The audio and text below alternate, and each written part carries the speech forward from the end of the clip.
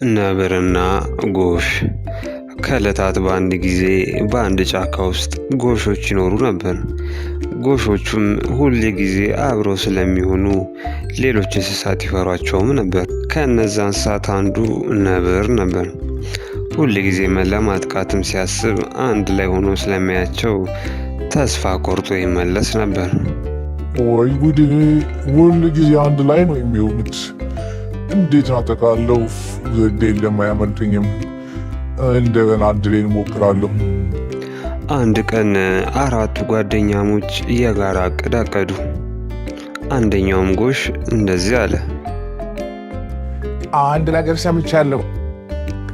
ዛሬ በዛ በኩል ባለው ክልል ላይ ያለ ጣፋጭ ሳር አለ። ለምን ወደዛ እንሄድም? በጣም ጥሩ። ታዲያ መሄድ አለብና። ታዲያ ለምን ጊዜ እናባክናለን? እንሂድ። አረንጓዴ ሳር ገና ካሁኑ አፌን ምራቅ ሞላው። እስክ በለው ጓጉቻለሁ። ሁሉም ተሰብስበው ወደ ግጦሹ ስፍራ ለመሄድ ወጡ።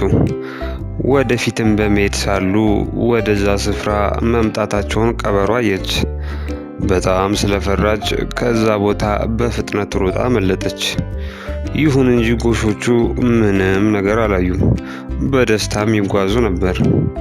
ጥቂት ጊዜም በኋላ ወደ ሳሩ ሜዳ ደረሱ።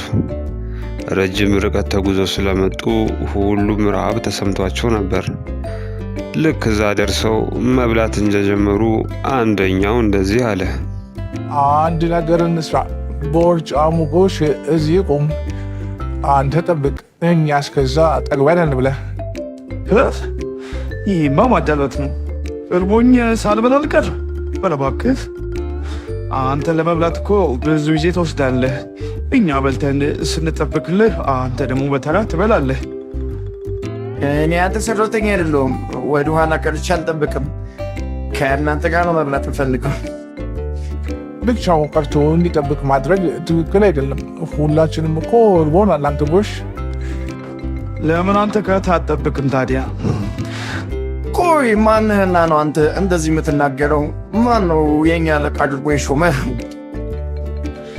እናንተን የማስቸግራችሁ ከሆነ አሁኑኑ ከዚህ ለመሄድ ዝግጁ ነኝ። ደህና ሁኑ። በቃ ብንበታተን ነው የሚሻለው። አራቱም ጎሾች እርስ በርሳቸው መሰዳደብ እንዲሁም መጨቃጨቅ ጀመሩ።